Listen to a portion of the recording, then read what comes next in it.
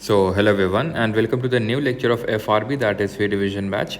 आज इस वीक का हमारा आखिरी दिन है और इस आखिरी दिन में हम स्टार्ट लेंगे बहुत इंपॉर्टेंट टॉपिक है दैट इज़ 5 ईयर प्लान्स, पंचवर्षीय योजना। अभी इतना इंपॉर्टेंट टॉपिक है कि ना सिर्फ इकोनॉमिक्स में, पूरी इकोनॉमिक्स में सबसे इंपॉर्टेंट टॉपिक है, बल्कि मैं पूरी जीके में अगर आप मुझसे एक टॉपिक पूछे जिससे क्वेश्चन आने के सबसे ज़्यादा चांसेस हैं तो वो होगा 5 ईयर प्लान्स यानी पंचवर्षीय योजना। तो अगर इतना इंपॉर्टेंट टॉपिक है तो कायदे के साथ, फोकस के साथ आराम से देखिएगा। लेक्चर रिवाइज करने के लिए आपको माइंड मैप की PDF तो मिल ही जाती है ना, और प्रिंट करवाने के लिए भी अलग से PDF मिल जाती है जो आपको प्रिंटेबल फॉर्मेट में होती है विद वाइट बैकग्राउंड पर हमारे SSC टेलीग्राम चैनल पे, तो वहाँ से आप इसको डाउनलोड कर सकते हैं।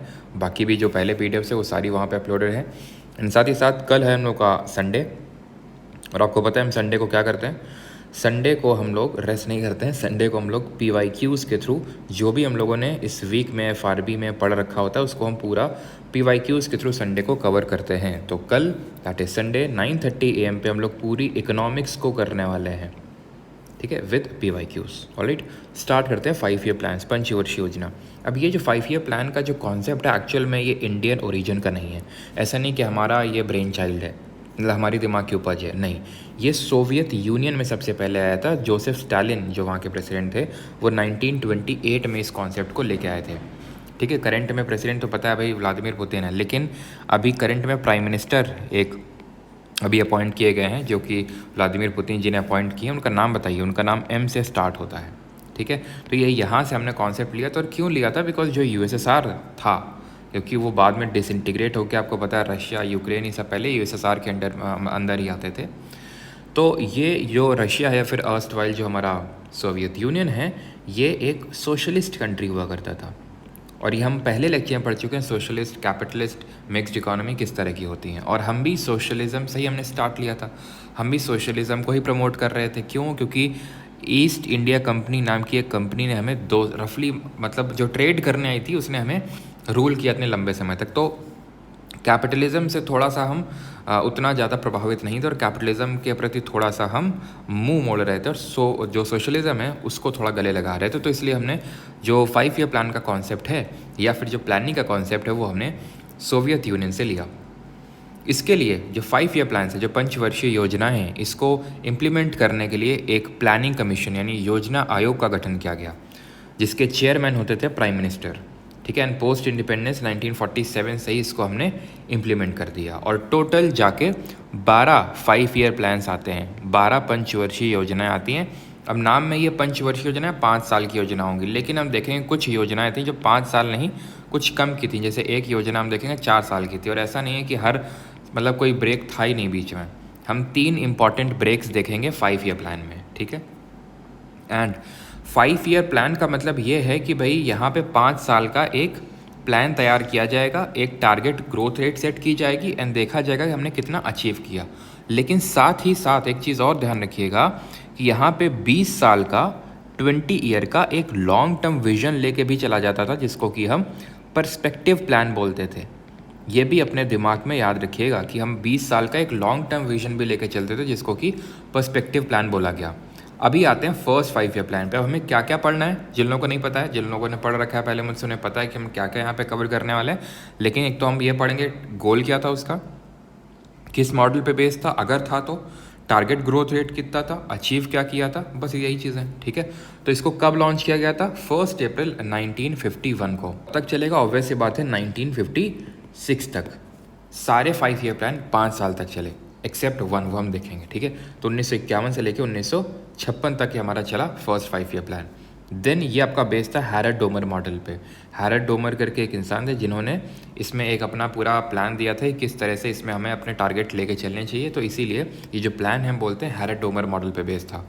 जवाहरलाल नेहरू इस समय प्राइम मिनिस्टर थे। आपकी आसानी के लिए, मैं आप सुविधा के लिए बता दूँ, जो पहले 3 5 ईयर प्लान थे उन तीनों में नेहरू जी थे, फिर अगले 3 में इंदिरा गांधी थी, ठीक है। तो आसान हो गया अभी आपके लिए। ड्यूरेशन वही मैंने आपको बता दिया। की फोकस क्या था? Primary sector. अब याद करो प्राइमरी सेक्टर में हम क्या पढ़े थे। प्राइमरी सेक्टर का मतलब वो सेक्टर होता है जो डायरेक्टली नेचर से इन्वॉल्व होता है। अब नेचर से इन्वॉल्व हमारा एग्रीकल्चर होता है, नेचर से इन्वॉल्व हमारी माइनिंग होती है, नेचर से इन्वॉल्व हमारी फिशिंग होती है, वुड कटिंग हो गई। तो जो भी नेचर से इन्वॉल्व है डायरेक्टली, और जो भी रॉ मटेरियल के तौर पे एक्ट करेगा secondary sector which is also known as the manufacturing sector, उसको हम प्राइमरी सेक्टर बोलेंगे। तो इसका मेन जो फोकस था that was primary sector and primarily the agriculture. ठीक है, टारगेट हमने रखा था 2.1% का, अचीव 3.6%, यानी कि इट वॉज फुली सक्सेसफुल। जितना टारगेट रखा उससे ज़्यादा अचीव किया। और हमने यहाँ पे इंपॉर्टेंट डैम्स भी स्टैब्लिश किए, जैसे भाखला नंगल डैम, जो कि किस रिवर पे बिल्ड है आपको कमेंट बताना है। वही रिवर है जिसका एंशिएंट नेम शतुद्री है, वही रिवर है जो शिवकिला पास से इंडिया में एंटर करती है। आपको नाम बताना है उस रिवर का कमेंट में, और जो राकस लेक से निकलती है मानसरोवर झील के पास से। ठीक है, और जिसमें कि ब्यास रिवर जो है यहाँ पे उससे मिल जाती है हरिके नाम की जगह से, जहाँ से आपकी इंदिरा गांधी कैनाल निकलती है। ठीक है, तो ये आपको पता होना चाहिए। भाखला नंगल डैम हमारा सबसे बड़ा बांध है, लार्जेस्ट डैम इंडिया का, एंड साथ ही साथ सबसे हाईएस्ट ग्रेविटी डैम है। Highest in general earthen dam अगर बात करेंगे तो दैट इज़ आपका Tehri dam on Bhagirathi river, लेकिन हाईएस्ट ग्रेविटी डैम, सबसे ऊंचा गुरुत्वीय बांध, तो वो भाखला नंगल है। हीराकुद डैम जो कि हमारा महानदी रिवर पे है, ठीक है, जिसको कि हम सॉर्ट ऑफ उड़ीसा के नाम से भी जानते थे, और हीराकुद डैम हमारा लॉन्गेस्ट डैम है, इसको भी हमने बिल्ड किया। एंड साथ ही साथ नागार्जुन सागर, ये आपको कमेंट बताना है अर्जुन जी को किसने उपदेश दिए थे, कृष्णा जी ने, तो कृष्णा रिवर पे है, किस स्टेट में है, ये आप कमेंट सेक्शन में बताएंगे। तो ये हमने इंपॉर्टेंट डैम स्टैब्लिश किया, क्योंकि हमारा जो मेन फोकस था वो था कि एग्रीकल्चर को अच्छे से प्रमोट करना है, तो उसके लिए भैया अच्छे खासे डैम्स तो चाहिए ही फिर। ठीक है, तो क्लियर हो गया फर्स्ट 5 ईयर प्लान। सेकेंड, अब मैं आपको एक चीज़ और बता दूँ, जैसे मैंने बताया 12 5 ईयर प्लान थे, उनमें से जो शुरू के 5 है ना वो सबसे ज़्यादा इंपॉर्टेंट है। तो ये 12 मतलब अगर आपसे पूरे याद ना हो एक बार में मत याद करिए, लेकिन इन शुरू के जो 5 हैं उनको अच्छे से रट डालिए, क्योंकि आप ये मान के चलिए कि जो 80% क्वेश्चंस होते हैं वो इन शुरू के 5 ईयर प्लान से क्वेश्चन आते हैं। मान लेते हैं जो बाकी के 20% क्वेश्चन जो शुरू के 5 ईयर प्लान से ना छोड़ के जो बाकी के 7 5 ईयर प्लान हैं उनसे आते हैं, तो भी आपके पास चांस है कि आप सही कर सकते हैं अगर आपको ये अच्छे से पता है तो। क्यों? क्योंकि कुछ ऐसे हो सकता है ऑप्शंस हों जो इससे रिलेटेड हों, तो उनको आप एलिमिनेट कर पाओगे। ठीक है, तो भले आप 12 के 12 एकदम रट्टा मत मारो, ढंग से मत पढ़ो, लेकिन शुरू के 5 मतलब पढ़ना तो है ही आपको, 12 के 12 इंपॉर्टेंट, लेकिन शुरू के 5 बहुत ज़्यादा इंपॉर्टेंट है। ठीक है, सेकेंड 5 ईयर प्लान की अगर बात करें तो तुरंत चालू हो जाएगा 1956 से लेकर 61 के बीच में, यानी कि जैसे ही 56 में वो खत्म होता है तो 61 में शुरू हो जाता है। And it was based on the PC Mahalanobis model, जैसे कि हमारा पहला वाला हैराडोमर मॉडल पे बेस्ड था, तो ये पीसी महालनोबिस मॉडल पे बेस्ड। ठीक है, एंड पीसी महालनोबिस जी का जिस दिन जन्म दिवस होता है वो होता है 29 जून को। इसी दिन हम मनाते हैं क्या, इसी दिन हम मनाते हैं इंडियन स्टैटिस्टिक्स डे, यानी भारतीय सांख्यिकी दिवस। और 29 जुलाई को हम क्या मनाते हैं ये आप बताइए कमेंट में। ठीक है, प्राइम मिनिस्टर मैंने आपको बता दिया, शुरू के 3 में नेहरू जी थे। ड्यूरेशन देख लिया। फोकस क्या था, फोकस था ये क्या लिखा हुआ है, पब्लिक सेक्टर। फोकस को हटाओ और यहाँ पे फोकस की फोकस लिखो, नहीं लिखा है ना, हाँ नहीं लिखा है, यहाँ पे लिखो रैपिड इंडस्ट्रियलाइजेशन, तेज़ी से औद्योगिकरण करना, रैपिड इंडस्ट्रियलाइजेशन। ठीक है, ये ध्यान रखिएगा, तेज़ी से औद्योगिकरण करना इसका की फोकस था, टारगेट था 4.5%, अचीव स्लाइटली कम किया 4.27%, बिकॉज यहाँ पे थोड़ा सा हमारा फॉरेन एक्सचेंज का क्राइसिस भी आ गया था, हमारे पास इतनी चीज़ें नहीं थी कि हम उतना ही चीज़ें इंपोर्ट कर सकें। और ये देखेंगे धीरे धीरे धीरे धीरे फॉरेन क्राइसिस पाइल अप होके 1990 में तगड़ी फाइनेंशियल क्राइसिस हमको देके जाएगा, जिसके बाद हमारी आंखें खुलेंगी कि भाई सिर्फ इकोनॉमी को बंद रखने से काम नहीं चलेगा। इट वाज मॉडरेटली सक्सेसफुल, मतलब आप देख सकते हैं थोड़ा बहुत ठीक ठाक सक्सेसफुल था, लेकिन ज़्यादा सक्सेसफुल नहीं था। रैपिड इंडस्ट्रियलाइजेशन इसका मेन टारगेट था, जो भी मैंने आपको बताया। इसके तहत सेकेंड 5 ईयर प्लान में, और एक चीज़ ध्यान रखना, सेकेंड 5 ईयर प्लान में आपको बताना चाह रहा हूँ कि 3 स्टील प्लांट सेटअप हुए, तो वैसे ही ध्यान रखना फर्स्ट 5 ईयर प्लान में IIT सेटअप हुए, इंडियन इंस्टीट्यूट ऑफ टेक्नोलॉजी। अगर पूछ ले कब सेटअप हुए IITs, फर्स्ट 5 ईयर प्लान के ड्यूरेशन में। और सेकेंड 5 ईयर प्लान के ड्यूरेशन में 3 स्टील प्लांट सेटअप हुए। डायरेक्टली पूछ लेता है कितने स्टील प्लांट्स, तो 3 स्टील प्लांट्स। कौन कौन से? राउरकेला, दुर्गापुर और भिलाई। कहाँ पे है? राउरकेला उड़ीसा, दुर्गापुर वेस्ट बंगाल, भिलाई आपके छत्तीसगढ़ में। किसकी हेल्प से सेटअप किया ये भी पूछ लेता है, तो ऐसे याद करो, केला खाया जर्मनी के साथ, दुर्गा माँ की पूजा करी UK के साथ, दैट इज़ ब्रिटेन वालों के साथ, एंड पिलाई करी किसकी, USA की पिलाई करी किसके साथ मिलके, USSR वालों के साथ मिलके, रशिया वालों के साथ मिलके। तो ऐसे आप याद कर सकते हो।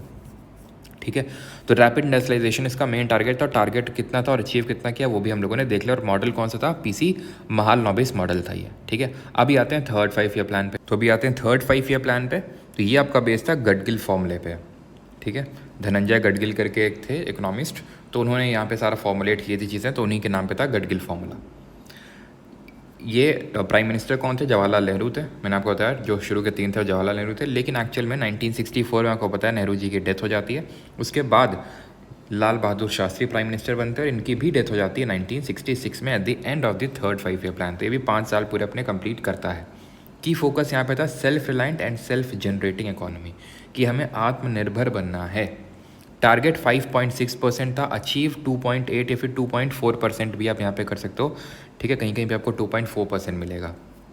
So it was an utter failure, आधा या फिर आधे से भी कम हमने अचीव किया। रीजंस क्या थे? रीजंस उसके कई थे।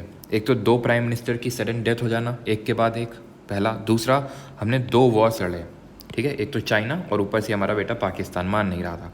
चाइना के साथ हमने 1962 में बैटल लड़ा और पाकिस्तान के साथ 1965 में, ठीक है। तो ये चीज़ आपको पता होना चाहिए। ये आपका पूरा वो कश्मीर इशू के वजह से हुआ था, ठीक है। उसको डीप में यहाँ पे हम नहीं करने वाले। PL 480 ये मतलब अब थर्ड 5 ईयर प्लान का मेन टारगेट क्या था? तो एक्चुअल में थर्ड 5 ईयर प्लान के टाइम पे ही आपका जो ग्रीन रेवोल्यूशन है इंडिया में आया था, जो हरित क्रांति है वो इसी समय आई थी। होता क्या था, अभी तक हम PL 480 पब्लिक लॉ 480 नाम की एक मतलब स्कीम थी, मान लो USA की, जिसके तहत वो फूड ग्रेन्स दिया करते थे गरीब देशों को, और हम भी उन्हीं में से एक थे अगर मैं बात करूं, ठीक है, USA के हिसाब से। तो ये वो वैरायटी थी वीट की, गेहूं की, जो वो वहाँ के पिग्स को खिलाते थे, सुअरों को खिलाते थे, वो यहाँ पे देते थे, ठीक है। तो ये है मतलब USA। लेकिन जब यहाँ पे ग्रीन रेवोल्यूशन स्टार्ट होता है, और कैसे स्टार्ट होता है ग्रीन रेवोल्यूशन, ये सारी चीज़ें हम जो वैसे ज्योग्राफी में पढ़ चुके हैं कि ये एक्चुअल में सबसे पहले लैटिन अमेरिकन कंट्रीज़ और मेक्सिको में आता है। नॉर्मन बोरलॉग इसके फादर कंसिडर किए जाते हैं। टर्म विलियम गॉड ने कॉइन किया था। इंडिया में MS स्वामीनाथन जी ने इसको यहाँ पे उसके फादर कंसिडर किए जाते हैं। तो इसको 2 फेजेज़ में इम्प्लीमेंट किया गया था। पहला जो फेज़ था वो मिड 1960s में आया था, यानी कि थर्ड 5 ईयर प्लान के टाइम पर, और ये जो rich and affluent state of Andhra और पंजाब वगैरह है वहाँ पे आया था। अब यहाँ पे इसको सक्सेस करने के लिए कुछ इंपॉर्टेंट बॉडीज़ भी सेटअप करी गई, जैसे कि FCI food corporation of India, जो आपको पता है कि फूड प्रोक्योरेशन के लिए, दैट इज़ जो भी अनाज का भंडारण होता है उसके लिए बनाया गया 1965 में। CACP that is commission on agricultural cost and prices, जिसका मेन काम होता है MSP that is minimum support price, न्यूनतम समर्थक मूल्य को अनाउंस करना, वो सेटअप किया गया। IDBI that is Indian development bank of India, इसको सेटअप किया गया। और UTI जो कि आप करेंटली भी एक्सिस बैंक के नाम से जानते हो, तो ये सेटअप की गई, ठीक है। तो इन 2 का मेन रोल ज़्यादा था किसमें, इस ग्रीन रेवोल्यूशन को और प्रमोट करने में। क्लियर इतनी चीज़ कि ग्रीन रेवोल्यूशन इसी के टाइम पे आया था। FCI CACP IDBI इसी के टाइम पे सेटअप हुआ था। It was failure. रीज़न क्या था? चाइना और पाकिस्तान के साथ बैटल्स, और यहाँ पे आपको 1964 के टाइम पे यहाँ पे एकदम सूखा पड़ गया था, तो यहाँ पे प्रोडक्शन भी, एग्रीकल्चर का प्रोडक्शन भी उतना ज़्यादा नहीं हुआ, और ऊपर से 2 प्राइम मिनिस्टर की डेथ, तो इसकी वजह से इतना काफ़ी ख़राब गया ये हमारा थर्ड 5 ईयर प्लान।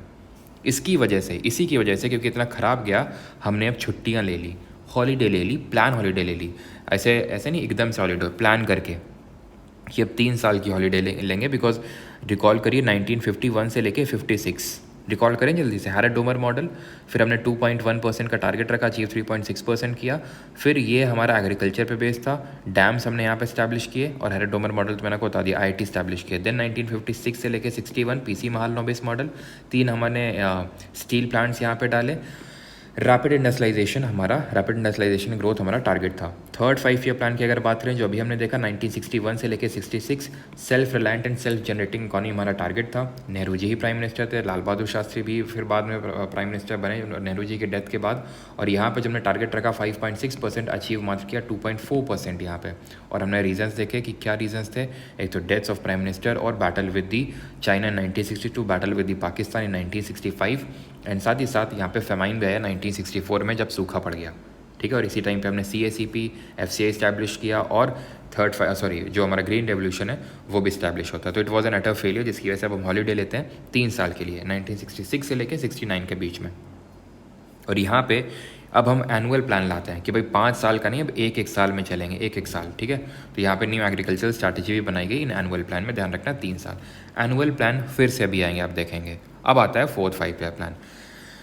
ये भी आपका कहीं ना कहीं गडगिल फॉर्मूले और रुद्र एलन मॉडल पे बेस्ड था। दो लोग थे, एक तो रुद्र और एक एलन करके थे, उन्हीं दोनों लोगों ने मॉडल दिया था, तो इसीलिए इसको बोलते हैं कि रुद्र एलन मॉडल पे बेस्ड था ये, और कुछ कुछ गडगिल फॉर्मूले पे। सर पिछला वाला भी गडगिल फॉर्मूले पे बेस्ड था, उसको भी गडगिल प्लान बोल रहे थे, बिल्कुल। तो थर्ड और फोर्थ दोनों ही कहीं ना कहीं बेस्ड थे। अब दोनों ऑप्शन में नहीं होंगे, अगर गडगिल फॉर्मूला पूछेगा तो दोनों ऑप्शन में नहीं होंगे, ध्यान रखिएगा, ठीक। रुद्र एलन मॉडल की अगर बात करें तो 4th 5 ईयर प्लान, ठीक है। ये आपके दोनों मॉडल थे, एक तो रुद्रान मॉडल ध्यान रखिएगा और गडगिल फॉर्मूला ध्यान रखिएगा। इंदिरा गांधी जिस समय प्राइम मिनिस्टर थी, जैसे मैंने बताया, शुरू के 3 नेहरू और अगले 3 इंदिरा गांधी। ड्यूरेशन इसका अगेन 69 से लेके 74, 5 साल तक का। फोकस था ग्रोथ विद स्टेबिलिटी, कि भाई हमने ग्रोथ तो बहुत कर ली, 3rd 5 ईयर प्लान के बाद हमारे एकदम एल लग गए, तो इसीलिए अब हमें स्टेबिलिटी को भी प्रमोट करना है, कि ग्रोथ तो करनी, साथ साथ हम स्टेबल ग्रोथ करें, ये भी बहुत इंपॉर्टेंट है। Progressive achievement of self reliance, ठीक है। तो फैमिली प्लानिंग यहाँ पे इंट्रोड्यूस हुई। 14 बैंक्स का राष्ट्रीयकरण हमने देखा था, 14 banks for nationalise in the year 1969। अगर आपको याद हो, हमने बैंकिंग में पहले लेक्चर में पढ़ा था। अंडरग्राउंड न्यूक्लियर टेस्ट किया गया था स्माइलिंग बुद्धा। तो स्माइलिंग बुद्धा इसलिए बोला गया था बिकॉज ये बुद्ध जयंती के दिन कंडक्ट किया गया था, और कहाँ पे, पोखरन राजस्थान में, है ना, आपको पता होगा, पोखरन राजस्थान में इसको कंडक्ट किया गया था। And India became the first country जो यूएनएससी का, जो हमें पता है यूएनएससी में 5 परमानेंट मेंबर्स हैं, उनके अलावा, उन कंट्रीज़ के अलावा अगर किसी कंट्री ने सक्सेसफुल न्यूक्लियर टेस्ट किया था तो वो इंडिया था। कमेंट में आपको 5 परमानेंट मेंबर्स जो यूएनएससी के, उनका नाम बताना है आपको। टारगेट यहाँ पे 5.6%, अगेन वही टारगेट रखा हमने जो 3rd 5 ईयर प्लान में टारगेट रखा था, 5.6%, अचीव 2.4% किया, वही सेम टारगेट यहाँ पे भी रखा, बट यहाँ पे अचीव 3.3% कर पाया। Hence again it was a big failure, ठीक है। 4th 5 ईयर प्लान भी उतना सक्सेसफुल नहीं हो पाया। देन आते हैं 5th 5 ईयर प्लान पे। 5th 5 ईयर प्लान आपका डीपी धर मॉडल पे बेस्ड था। Indira Gandhi again prime minister होंगी। ड्यूरेशन 74 से लेकर 78, मात्र 4 साल, 5 साल का क्यों नहीं, क्योंकि यहाँ पे सरकार गिर गई इंदिरा गांधी की, क्योंकि हमें पता है इन्होंने 76 में इमरजेंसी लगाई, जिसकी वजह से काफ़ी आक्रोश था लोगों के बीच में, और यही सेम चीज़ को जनता दल की गवर्नमेंट ने प्रमोट किया कि भाई ये एक डिक्टेटरशिप की गवर्नमेंट है। तो it was a true dictatorship उस समय, ठीक है। तो 1976 के टाइम पे आपको पता है कि इमरजेंसी लगाई गई, तो किस ग्राउंड में इमरजेंसी लगाई गई थी, कि इंटरनल डिस्टर्बेंस हो गया है इस वजह से, ठीक है, और काफ़ी सारे पॉलिटिशियंस को जेल भेजा गया, वो सारी चीज़ें हुई थी। तो 1976 में इसकी वजह से काफ़ी ज़्यादा आक्रोश था, और भी कुछ पॉलिसीज़ थी इन लोगों की, जो बात करें कांग्रेस गवर्नमेंट की, जिसकी वजह से बहुत भयंकर हार झेलनी पड़ी थी। यहाँ तक कि इंदिरा गांधी अपनी सीट से हार गई थी, इंदिरा गांधी, राजीव गांधी सब हार गई थी, और ये लोग देश छोड़ने तक के मतलब पूरा प्लान था इन लोगों का। और मतलब अब खैर उसको डीप में डिस्कस नहीं करते हैं, ठीक है। तो की फोकस पे अगर आएँ तो removal of poverty, that is गरीबी हटाओ का यहाँ पे नारा दिया गया था। 4th 5 ईयर प्लान, और यहाँ पे भी कांग्रेस ये ध्यान रखना, ठीक है। अटेनमेंट ऑफ सेल्फ रिलायंस पर ध्यान रखना, ये इंपॉर्टेंट है कि आपसे पूछेगा गरीबी हटाओ का नारा किस में दिया गया था 5 ईयर प्लान में, तो 5th 5 ईयर प्लान में, ठीक है।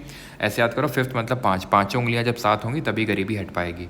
मिनिमम नीड्स प्रोग्राम लाया गया था, 20 पॉइंट्स प्रोग्राम लाया गया था, कि भाई लोगों की मिनिमम नीड्स को, जो मिनिमम नीड्स हैं, जिसको हम रोटी कपड़ा मकान बोलते हैं, वो फुलफिल करना है। और 20 पॉइंट्स प्रोग्राम लॉन्च किया गया था इसी पोवर्टी एलिविएशन के लिए, यानी कि गरीबी उन्मूलन के लिए, गरीबी हटाने के लिए, ठीक है। Basic needs to be provided to all.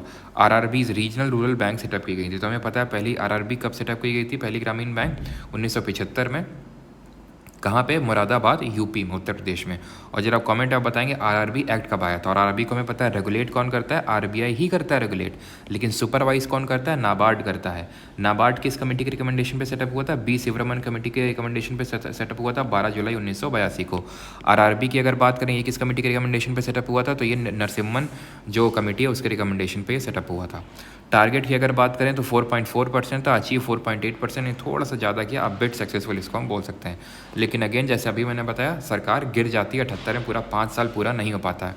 अब क्योंकि सरकार गिर जाती है तो यहाँ पे आती है आपकी एक नई गवर्नमेंट, और वो है जनता गवर्नमेंट, मोरारजी देसाई, ठीक है। मोरारजी देसाई जो हैं यहाँ पे प्राइम मिनिस्टर बनते हैं, और वो यहाँ पे रोलिंग प्लान इंट्रोड्यूस करते हैं। रोलिंग प्लान का मतलब ये है कि हम हर साल एक प्लान बनाएंगे, और हर साल के अंत में देखेंगे इस कैसा वो रहा, और उसके हिसाब से मॉडिफाई करेंगे इसको। तो इसीलिए इसको भी हम कभी कभी एनुअल प्लान बोल देते हैं, इस रोलिंग प्लान को भी, तो ध्यान रखना। एनुअल प्लान एक तो हमारे 3rd 5 ईयर प्लान के बाद आए थे 1966 से लेकर 69 के बीच में, और यहाँ पर भी आते हैं, और फिर एक बार आएंगे, तो रोलिंग प्लान भी इनको बोलते हैं।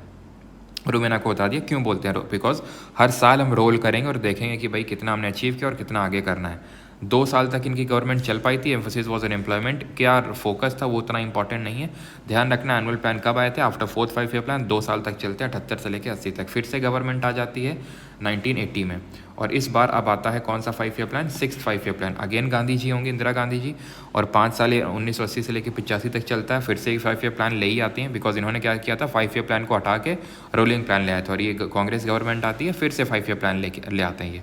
ड्यूरेशन मैंने आपको बता दिया कि फोकस क्या था, नेशनल इनकम को बढ़ाना है, देश की राष्ट्रीय आय, और राष्ट्रीय आय जरा बताएंगे ये कैसा कॉन्सेप्ट है, माइक्रो इकोनॉमिक्स या फिर मैक्रो इकोनॉमिक्स। और ये नेशनल इनकम का हम कॉन्सेप्ट पढ़ चुके हैं, जहाँ पे हमने कितने एग्रीगेट पढ़े थे, 8 एग्रीगेट पढ़े थे ना, GDP, GNP, NDP, NNP, eight market price and eight factor cost. तो टोटल 8 हो गए थे हमारे। मॉडर्नाइजेशन ऑफ टेक्नोलॉजी इसमें हमारा मेन टारगेट था, अनएम्प्लॉयमेंट कम करना है और लिटरेसी रेट बढ़ाना है 15 से जो 20 साल के जो टीनेजर्स या फिर युवा आप बोल सकते हैं उनके बीच में। और नाबार्ड इसी टाइम पे इस्टेब्लिश हुआ था, हमें पता है 12 जुलाई 1982 को। Landless labour rural landless labour employment guarantee programme लाया गया था, मतलब कि जो भी गांव में जो लोग रह रहे हैं जिनके पास ज़मीन नहीं है उनको एम्प्लॉयमेंट कैसे देना है, तो वो यहाँ पे उसको लेके एक प्रोग्राम लॉन्च किया गया था 6th 5 ईयर प्लान में। मैं आपको यहाँ पे बता दूँ कि इसके जो की फोकस हैं उतने इंपॉर्टेंट नहीं है, बस ये ध्यान रखना कि रूरल लैंडलेस, यहाँ पे रूरल लगा लीजिएगा, landless labour employment guarantee scheme 6th 5 year plan के ड्यूरेशन में लॉन्च हुई थी। अब हमें पता है कि 1984 में 1984 में गांधी जी की हो जाती है डेथ फॉलोइंग दी ऑपरेशन ब्लू स्टार, है ना। तो इनको पता है, आपको पता है इनके जो बॉडीगार्ड्स हैं वही इनकी हत्या कर देते हैं ऑपरेशन ब्लू स्टार की वजह से, है ना। वो सारा अभी हम यहाँ डीप में नहीं जाने वाले हैं क्या था ब्लू स्टार, तो आप आई होप आप में से काफ़ी लोगों को पता होगा, नहीं पता है तो आप सर्च भी कर सकते हो यूट्यूब पे, ठीक है, काफ़ी सारी डॉक्यूमेंट्रीज आपको मिल जाएंगी। तो खैर, तो यहाँ पे उनकी डेथ हो जाती है, तो उनके बाद 1985 में उनके बेटे यहाँ पे कार्यभार, और 1984 में ही उनके मतलब इनकी इंदिरा गांधी जी की डेथ से कुछ टाइम पहले संजय गांधी जी की जो इनके बेटे थे उनकी भी डेथ हो जाती है एक हेलीकॉप्टर क्रैश में, ठीक है। तो मतलब बैक टू बैक जब 2 डेथ होती हैं 85 में जब इनके बेटे राजीव गांधी कार्यभार संभालते हैं, इसके बाद अगेन यहाँ पे पता है चुनाव होते हैं और उसमें भर के बहुमत मिलता है, मतलब कि आई थिंक राजीव गांधी को 405 सीट मिली थी उस समय, सबसे ज़्यादा अगर किसी को मिली अभी तक तो। और उसका रीज़न थोड़ा इमोशनल भी था, बिकॉज इंदिरा गांधी की डेथ हुई, संजय गांधी की डेथ हुई, तो लोग इमोशनली भी थोड़े से कनेक्टेड थे कांग्रेस से और सपोर्ट करना चाहते थे कांग्रेस को। तो 7th 5 ईयर प्लान यहाँ पे चलता है 85 से लेकर 90 के बीच में। लेकिन और पहले की फोकस देख लेते, तो की फोकस था food grain production, employment opportunities to be generated and productivity. तो आपको याद रखना है FWP, F से फूड ग्रेन, W से वर्क और P से प्रोडक्टिविटी। बस आप FWP याद रखना, 7 जैसे आपके दिमाग में आया नंबर FWP, ठीक है। 7 जैसे कहीं आप देखें सीधे आप रिकॉल करें FWP। FW का मतलब है फूड ग्रेन प्रोडक्शन, वर्क का मतलब है कि एम्प्लॉयमेंट अपॉर्चुनिटीज़, एंड P का मतलब प्रोडक्टिविटी, ठीक है। तो ये की प्रोडक्शन थे 7th 5 ईयर प्लान में। प्राइम मिनिस्टर कौन थे, राजीव गांधी। टारगेट था 5%, अचीव किया 6%, बट 90 ख़त्म, मतलब 90s आते आते तक, 1990 आते आते तक हमें फेस करना पड़ा एक भयंकर इकोनॉमिक क्राइसिस। ये हिंदू रेट ऑफ ग्रोथ बाद में डिस्कस कर लेंगे, ठीक है। वो क्या क्राइसिस था, that was balance of payment crisis, इसको बोलते हैं भुगतान संतुलन। अब ये बैलेंस ऑफ पेमेंट क्या होता है हम अपने आज आखिरी लेक्चर में देखने वाले हैं। 1990-91 में हमें देखना पड़ा बैलेंस ऑफ पेमेंट क्राइसिस, यानी भुगतान संतुलन, यानी कि हमारे पास इतना फॉरेन करेंसी नहीं था कि हम इंपोर्ट कर सकें कुछ। उसके पीछे का रीज़न काफ़ी रीज़न में ये रीज़न था कि हम अपनी इकोनॉमी को बंद करके रखे हुए थे, ना तो हम किसी के साथ ट्रेड करेंगे, ना फॉरेन इन्वेस्टमेंट को सीख करेंगे। हम फॉरेन इन्वेस्टमेंट अगर नहीं लेंगे तो फॉरेन करेंसी कहाँ से आएगी, फॉरेन करेंसी नहीं आएगी तो हम इंपोर्ट कहाँ से करेंगे। चीज़ अगर हमें सामान लेनी, कच्चा तेल लेना है, फिर और कुछ लेना, क्रूड ऑयल या फिर और भी सारी चीज़ें हमें इंपोर्ट करनी, तो कहाँ से करेंगे। तो इसलिए हमारे पास ये ख़त्म हो गया, इंपोर्ट अब हम कर नहीं सकते थे, तो हम जल्दी से भाग के गए IMF के पास, इंटरनेशनल मॉनेटरी फंड, जिसका कि हेडक्वार्टर कहाँ पे है, वॉशिंगटन DC में, जो कि 1944 के ब्रिटेन वुड कॉन्फ्रेंस के बाद बना था along with the world bank. तो इसीलिए इनको हम ट्विन ऑर्गेनाइजेशंस के नाम से जानते हैं, IMF और वर्ल्ड बैंक को। IMF ने लोन दिया तो हमें बेल आउट किया, बेल आउट का मतलब है लोन दिया, ठीक है, जो पाकिस्तान को अक्सर करता रहता है, वो हमें एक ही बार ज़रूरत पड़ी थी। तो IMF ने बेल आउट किया, लेकिन कुछ शर्तों पे, कि आपको अपनी इकोनॉमी को लिबरलाइज करना पड़ेगा, प्राइवेटाइज करना पड़ेगा, ग्लोबलाइज करना पड़ेगा। इसका मतलब ये होता है कि आपको अपनी इकोनॉमी को थोड़ा सा उदार बनाना होगा, यानी कि फॉरेन इन्वेस्टमेंट लाइए, रिस्ट्रिक्शंस मत लगाइए फॉरेन इन्वेस्टमेंट पर, तभी तो फॉरेन करेंसी आएगी। प्राइवेटाइजेशन का मतलब है निजीकरण, यानी कि प्राइवेट। अब मैं आपको बताता हूँ, ठीक है, अभी हम आखिरी लेक्चर में ही देख रहे होंगे इंडस्ट्रियल, यहाँ पे है क्या, यहाँ पे होना चाहिए, एक सेकेंड, ठीक नहीं है तो यहाँ पे मैं आपको अलग से लिख के बता देता हूँ। तो एक्चुअल है क्या, इंडिया में इंडस्ट्रियल पॉलिसीज़ आई थी, औद्योगिक नीति आई थी, इंडस्ट्रियल पॉलिसी रेजोल्यूशन के नाम से जिनको जानते हैं, इन शॉर्ट आईपीआर। पहली जो आई थी वो 1948 में आई थी, 1948 में। दूसरी जो आई थी 1956 में आई थी, 1956 में, which coincided with the second 5 year plan, क्योंकि सेकेंड 5 ईयर प्लान भी 1951 से 56 के बीच में था। ठीक है, तो ध्यान रखेंगे इस चीज़ को। अब ये इंपॉर्टेंट चीज़ क्या पूछेगा यहाँ से, पहली बात तो पूछेगा कि किस आईपीआर में, इंडस्ट्रियल पॉलिसी रेजोल्यूशन में, हुआ था सेगमेंटेशन ऑफ दी इंडस्ट्रीज़। तो हमने 3 सेगमेंट्स में, 3 शेड्यूल्स में इंडस्ट्रीज़ को क्या किया था, बाइफरकेट किया था।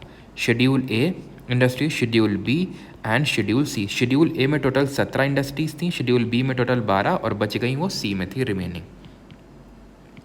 शेड्यूल ए वाली जो थी वो सिर्फ गवर्नमेंट का कंट्रोल था, मतलब गवर्नमेंट ने बोला, वो आईपीआर लाई 1956 में जो हमारा सेकंड था, बोला कि यहाँ पे ये जो इंडस्ट्रीज़ होंगी, जैसे कि एटॉमिक एनर्जी, जैसे कि आपका आयरन एंड स्टील, जैसे कि एविएशन, ये सब हम ऑपरेट करेंगे। ठीक है, यानी कि जो इंपॉर्टेंट वाली थी सब गवर्नमेंट ने अपने हाथ में रख ली। दूसरा जो था शेड्यूल बी, इसमें गवर्नमेंट ने बोला कि हम ही करेंगे, लेकिन अगर हमें प्राइवेट की तुम्हारी सहायता पड़ी तो हम ले लेंगे, और बच गई वो प्राइवेट के हाथ में। तो 1948 में एक तरह से जो लाइसेंस राज स्टार्ट होता है। लाइसेंस राज का मतलब ये होता है कि प्राइवेट प्लेयर को, किसी को भी, किसी प्राइवेट पर्सन को अगर कोई इंडस्ट्री सेटअप करनी है तो उसको लाइसेंस लेना पड़ेगा पहले गवर्नमेंट से। और अगर अब लाइसेंस लेना पड़ेगा गवर्नमेंट से तो सोचिए कितना करप्शन बढ़ा होगा कि लाइसेंस उसी को मिलेगा। जैसे मान लो मैं गवर्नमेंट ऑफिस में गया, मुझे लाइसेंस दे दो, इतना घूस दो, दे देंगे लाइसेंस।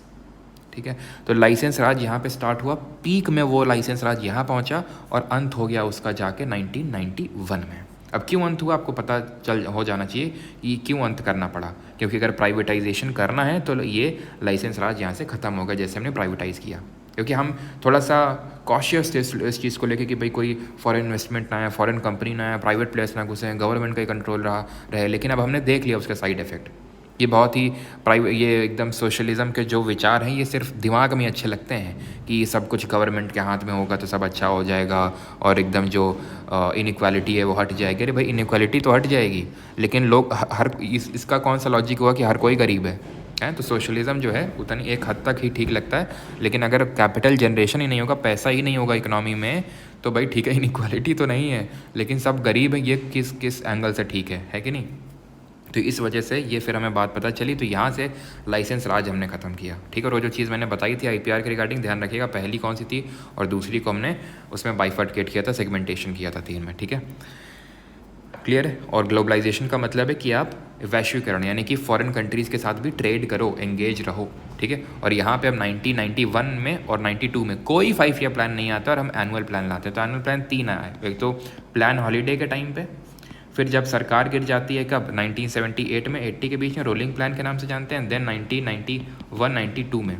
ठीक है, तो यहाँ पे जब हमें फाइनेंशियल क्राइसिस देखना पड़ता है तो कोई 5 ईयर प्लान नहीं लाते हैं। उसके बाद आता है 8th 5 ईयर प्लान, ये आता है पीवी नरसिम्हा राव। और ये ध्यान रखना इस समय प्राइम मिनिस्टर भी पीवी नरसिम्हा राव थे, बिकॉज राजीव गांधी जी की भी डेथ हो जाती है 1990 में, आपको पता है। ठीक है, एक पब्लिक मीटिंग के दौरान साउथ इंडिया में, तो वहाँ उनकी डेथ हो जाती है। लिट्टे करके ऑर्गेनाइजेशन था जिसको कि अभी करंट गवर्नमेंट ने 5 साल के लिए और बैन लगा दिया उस पर, पहले से बैन लगा था उस पर और बैन को एक्सटेंड कर दिया गया, तो वही रिस्पॉन्सिबल माना जाता है राजीव गांधी जी की डेथ के लिए।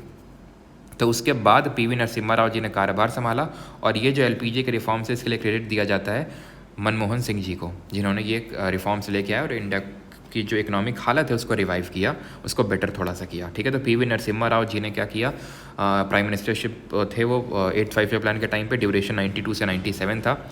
इसके टाइम पे न्यू इंडिकेटिव पॉलिसी आई थी। इसका मतलब ये कि हम कुछ सेक्टर्स को टारगेट करके, इंडिकेट करके उस पर जो है टारगेट करके ग्रोथ करेंगे। इकोनॉमिक फिजिकल रिफॉर्म्स लाए गए, लाइसेंस राज खत्म हुआ, पब्लिक सेक्टर का शेयर कम हुआ। पब्लिक सेक्टर का मतलब गवर्नमेंट का सेक्टर कम हुआ, क्योंकि अगर प्राइवेट प्लेयर्स का बढ़ रहा है तो गवर्नमेंट का ऑब्वियस सी बात है कम होगा। और ये हाईली सक्सेसफुल था, टारगेट 5.6% था, अचीव 6.8% किया। देन आता है 9th 5 year plan, Atal Bihari Vajpayee ji prime minister थे, ड्यूरेशन 97 से लेके 2002 था। की फोकस उतना इंपॉर्टेंट नहीं है, बस थोड़ा सा ध्यान रखिएगा, growth with social justice and equality, यानी कि समानता प्रमोट करनी है। टारगेट और ग्रोथ अचीव कितना किया वो मत रटिए, क्यों, वो शुरू के 5-6 में अच्छे से याद कर लीजिए, क्योंकि किस किस का याद करेंगे अगर रट सकते हैं। देखो पहले तो वो 5 शुरू के 5 ईयर प्लान अच्छे से सब कुछ याद करना है। देन इनकी चीज़ों पे आना है, ठीक है। जैसे कि क्वेश्चन ऐसा नहीं कि आता नहीं, बिल्कुल आता है, ठीक है। पूछ लेगा 9-5 प्लान का टारगेट क्या था और अचीव, लेकिन उतना ज़्यादा नहीं आता जितना कि अब जो बाकी चीज़ हम पढ़ रहे हैं वो है, ठीक है। तो पहले इन चीज़ों पे फोकस करिए। तो growth with social justice and equalities का की फोकस था। देन आते हैं 10th वाले पे।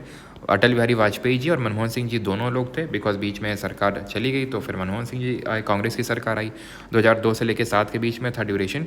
टारगेट 8%, अचीव 7.6%, यानी कि यहाँ पे भी कम किया, यहाँ पे भी कम किया।